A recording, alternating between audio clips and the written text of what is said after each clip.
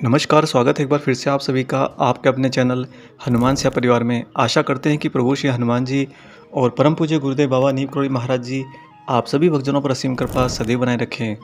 इस कलयुग के महान चिरंजीव और पवन सुत वीर हनुमान की और साथ ही उनके अद्वैत स्वरूप बाबा नीम करोड़ी महाराज जी की जो भी भक्ति करता है, जो भी उनका ध्यान करता है, जो भी उन्हें स्मरण करता है, उन्हें आखिर मिलता क्या है? महाराज जी उन्हें क्या देते हैं ऐसा जिसके लिए वह भक्ति मार्ग पर चल पड़ता है, या फिर भक्ति मार्ग पर चलने के बाद में उसे वो महाराज जी को देना ही होता है। आज के इस वीडियो में खास तौर से आपके लिए ये बहुत ही प्यारी जानकारी लेकर आए हैं कि महाराज जी के साथ रहने पर आपको क्या मिलेगा।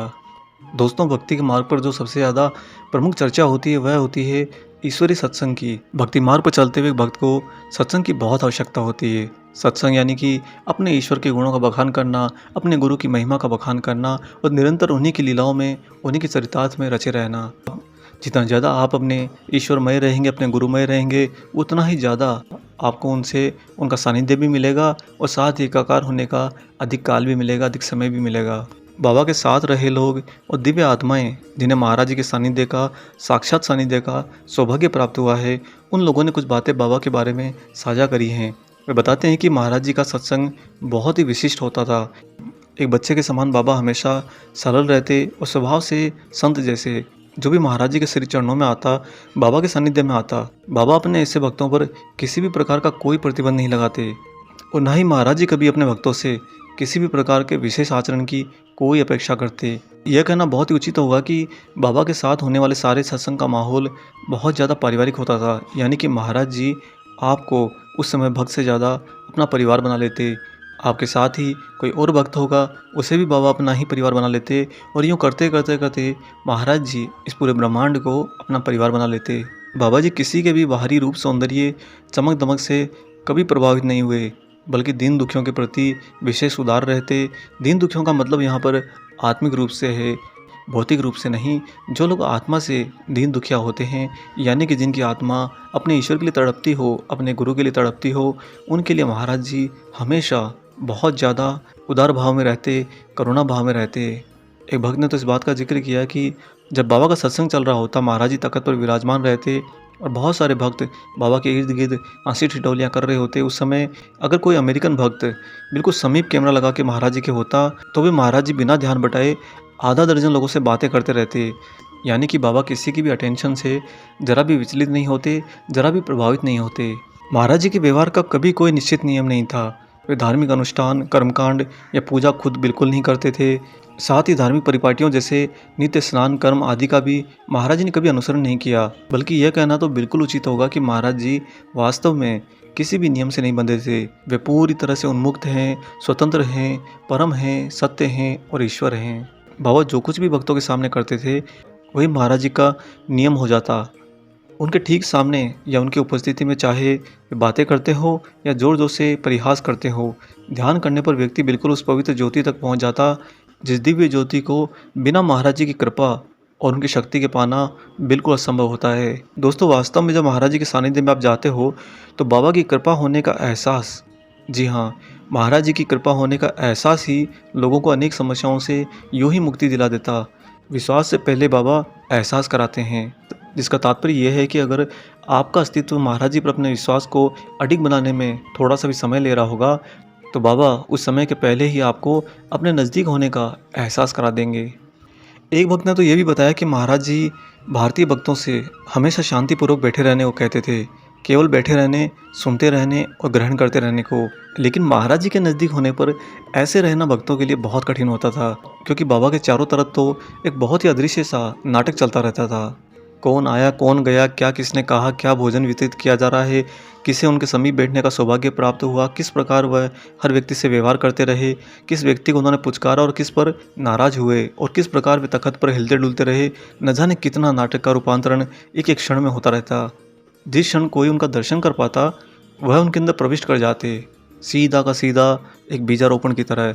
यानी कि जो भक्त महाराज जी के सानिध्य में होते हैं, बाबा के पास तो होते हैं, परंतु बाबा की झलक उन्हें प्राप्त नहीं होती। और जो ही महाराज जी की एक झलक दृष्टि में आ जाए, सीधा का सीधा महाराज जी आपके हृदय में प्रवेश कर जाते हैं। तो दोस्तों, यहाँ पर समझने की बात है कि जब भक्त ये बताते हैं कि महाराज जी की एक झलक से बाबा आपके हृदय में प्रवेश कर सकते हैं, तो आप जो कि अब महाराज जी की भक्ति करते हैं, हनुमान जी की आराधना करते हैं, जब महाराज जी के चित्र के सामने होते हो, बाबा की ऊर्जा के सामने होते हो, तो क्या महाराज जी आपके हृदय में नहीं विराजते हैं? ज़रूर विराजते हैं।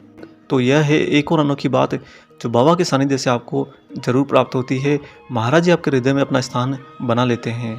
महाराज जी के सानिध्य में दोस्तों समय का कभी भी कोई अर्थ नहीं होता है। जब आप महाराज जी के साथ रहते हो तो बाबा के सिवा सब कुछ भूल जाते हो और यही सच्ची पूजा होती है। कभी कभी महाराज जी के पास बैठे बैठे कब भक्त की रात गुजर जाए कुछ पता नहीं चलता। भक्त तो हमेशा महाराज जी के साथ रहने पर बाबा के अंदर से फूटने वाले किरण पुंज में बस आनंद लेते रहते हैं। वास्तव में तो महाराज जी से भौतिक रूप से अलग रहकर उनकी अधिक भक्ति प्राप्त की जा सकती है। क्या आप इस बात को समझ पा रहे हैं? दोस्तों, महाराज जी कभी कोई प्रवचन नहीं देते, ना कभी भाषण देते। सीधा महाराज जी तो व्यक्ति के हृदय की बातें करते हैं। उनके सानिध्य में हर बात का स्वतः बोध हो जाता है, क्योंकि महाराज जी के पास जो अनुभूति होती है वह हमेशा अवर्णनीय होती है, जिसका कोई वर्णन नहीं हो सकता। लोगों ने महाराज जी की आत्मीयता की अनुभूति तभी की होगी जब उन्हें उनकी मंद ध्वनि से प्रेमालाप का एहसास हुआ होगा। जी हाँ दोस्तों, जब आप महाराज जी के सानिध्य में होते हैं, उनकी भक्ति में होते हैं, तो महाराज जी आपको सबसे पहले इस भौतिक जगत से बाहर निकालते हैं। इस भौतिक जगत से बाहर निकालने के बाद में बाबा का आपके साथ में प्रेमालाप होता है। प्रेम को माध्यम बनाकर एकाकार होने का मिलन होता है। यह भक्ति का बहुत ही उच्चतम स्वरूप होता है, जिसके लिए बड़े बड़े ऋषि महर्षि तरसते हैं, लेकिन महाराज जी अपने भक्तों को अनायास ही दे देते हैं, बिन मांगे ही दे देते हैं। महाराज जी तो भौतिक जगत खास करके अपने शरीर के संबंध में इस तरह से बताते कि लोग बड़े ही हतप्रभ रह जाते। प्रथम दृष्टि में वे एक साधारण व्यक्ति लगते और लगता कि वे इस बात को साबित करने के लिए असाधारण रूप से कुछ करते रहते हैं, और वह इतना विलक्षण होता है कि व्यक्ति की बुद्धि से परे हो जाए। सबसे विलक्षण तो उनके शरीर का आकर्षण था। भक्त उनकी तरफ इतने आकर्षित होने को अपने आप विवश हो जाते कि पूछिए मत। कई भक्तों ने तो यह भी बताया कि जब बाबा के सामने बैठे होते थे, अपनी आंखों की पलकें घंटों तक नहीं झपका पाते। पता नहीं क्या बाबा के अंदर ऐसी मंत्रमुग्धता थी, जिसके चलते भक्त जड़ होकर बस बाबा को निहारता रहता, और महाराज जी उसकी दृष्टि के द्वारा एक बहुत ही तीव्र वेग के साथ उसके हृदय में प्रवेश करते जाते। और बाबा का इस तरह दृष्टि के द्वारा हृदय में प्रवेश करना मात्र एक बार के लिए नहीं होता, बल्कि इसकी पूर्ण निरंतरता होती है। यानी कि जिस तरह से एक झरना बहता रहता है, नदी निरंतर बहती रहती है, इस तरह से बाबा एक भक्त की दृष्टि से उसके हृदय में निरंतर प्रवाह करते रहते हैं। कुछ भक्त जो महाराज जी को पहचानने की कई बार कोशिश किया करते थे, उन्होंने पाया कि महाराज जी स्वच्छंद प्रवृत्ति की प्रतिमूर्ति हैं। वे आकाश की तरह बहते हैं। बाबा की त्वचा में एक बहुत ही अद्भुत गुण हुआ करता है, जिसके कारण वह एक बच्चे की त्वचा की तरह असाधारण चमक और कोमलता लिए रहती। कभी कभी तो बाबा के शरीर की सुंदरता इतनी दीप्तमान और चौंका देने वाली होती कि पूछिए मत। जैसे कि जब गुरु पूर्णिमा होती थी जुलाई के महीने में, तब महाराज जी केवल एक धोती पहने बाहर आते थे। उस समय देखते ही हर भक्त को, जो भी आश्रम में होता, महाराज जी के नज़दीक होता या महाराज जी से थोड़ा सा दूर होता, हर एक भक्त को हनुमान जी का वह वर्णन याद आता, कनक भूधरा कर शरीरा समर भयंकर अति बलबीरा। यानी कि बाबा साथ रहने पर अपने उस हनुमत स्वरूप के अलौकिक दर्शन जरूर भक्तों कराते हैं।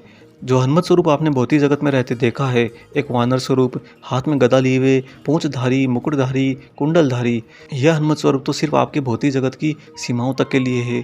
इसके बाद में जो हनुमान जी का वास्तविक अलौकिक सौंदर्य होता है, उसके दर्शन महाराज जी अपने भक्तों को जरूर करा देते हैं। भक्तों ने यह भी बताया कि बाबा के पास जब आप होते हो तो आपका महाराज जी के साथ में प्रश्न उत्तर का एक क्रम चलता रहता है, और अधिकांश तो ये प्रश्न उत्तर होते हैं ईश्वर और जीवन के बारे में। जब महाराज जी स्वयं बोलना शुरू करते थे तो प्राय हर व्यक्ति की आंखों में निरंतर आंसू बहने लगते। कभी कभी तो महाराज जी किसी और संत के बारे में बतलाना शुरू करके स्वयं रोने लगते। महाराज जी हर व्यक्ति के हृदय में इस तरह प्रवेश करते कि वह असाधारण होता था। इसके साथ ही प्रत्येक व्यक्ति को उसकी अनुभूति अलग अलग होती। इसका वर्णन हर एक के लिए निश्चित रूप से असंभव होता है, क्योंकि महाराज जी के उस मिलाप को सिर्फ महसूस किया जा सकता है। उस समय प्रेम की ऐसी तीव्र अनुभूति होती है जो बाबा से आपको कभी अलग होने नहीं देती। इस तरह महाराज जी अपने हर एक भक्त पर अपना प्रेम उड़ेलते रहते। आज आपने जाना कि बाबा के साथ रहने पर आपको महाराज जी वास्तव में क्या देते हैं। अगर आप महाराज जी के साथ रहोगे, उनके सानिध्य में रहोगे, तो ये सब कुछ आपको बाबा स्वतः देंगे, जरूर देंगे। दोस्तों, अपने आप को इतना छोटा ना करिए कि अगर आपको भक्ति मार्ग समझ में आ जाता है और आप महाराज जी हनुमान जी की भक्ति मार्ग पर चल पड़ते हैं, तो अगर मांगना ही है तो उनसे भौतिक जगत का कुछ न मांगिए। भौतिक जगत वास्तव में कुछ भी नहीं है, मात्र एक भ्रम है, और इस भ्रम का भांडाफोड़ तो बहुत जल्दी ही आपको हो जाएगा। परंतु जो गुरु और ईश्वर के सानिध्य में वास्तव में चाहिए होता है, वह महाराज जी स्वयं आगे बढ़कर देते हैं। आशा करते हैं आज का अलौकिक वीडियो आपको ज़रूर पसंद आया हो। वीडियो अगर अच्छा लगा है तो जाने से पहले इसे लाइक कर दीजिएगा और अगर चैनल को सब्सक्राइब करना भूल गए हैं तो चैनल को सब्सक्राइब भी कर लीजिए। मिलेंगे दोस्तों बहुत जल्दी ही एक और ऐसे अलौकिक अंक के साथ। तब तक अपना और अपने माता पिता का संपूर्ण ख्याल रखिए और परम प्रभु श्री राम जी का निरंतर गुणगान करते हुए बाबा हनुमान और बाबा नीम करोली महाराज जी की निस्वार्थ होकर सेवा करते रहिए। जय सिया राम।